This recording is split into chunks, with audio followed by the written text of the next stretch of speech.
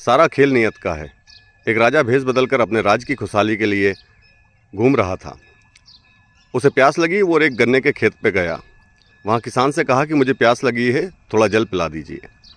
किसान ने एक हाथ भर का गन्ना काटा और उससे एक लोटा रस निकालकर राजा को दे दिया।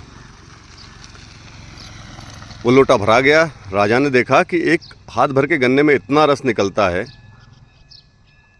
तो पूरे बाड़ में कितना रस निकलता होगा, इसका कितना गुड़ बनाते होंगे और कितना मुनाफा ये कमाता होगा।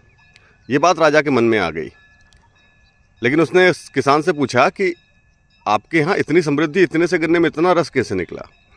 किसान ने कहा कि हमारे राजा की नीयत बहुत अच्छी है, इसलिए हमारे राज्य में खुशहाली है। लेकिन राजा के मन में तो कुछ और ही आ गया था।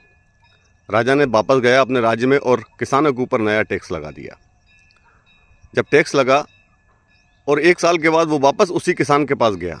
इस बार 5 गन्नों में भी वो लोटा नहीं भराया। राजा ने किसान से पूछा कि इस बार, मैं पिछली बार आया था तो आपने आधे हाथ भर के गन्ने में से 1 लोटा रस निकाल दिया था, इस बार 5 गन्नों में भी लोटा नहीं भराया, ऐसा क्यों?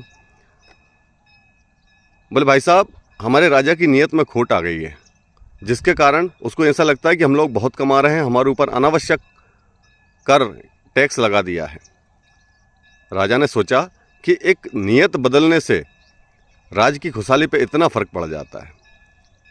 यही होता है जब हम किसी भी काम को करते हैं, चाहे वो धार्मिक हो या कोई भी हो, हमारी अगर नीयत उसमें अच्छी नहीं है तो उसमें हमें सफलता नहीं मिलती है, वह उल्टा नुकसान ही होता है।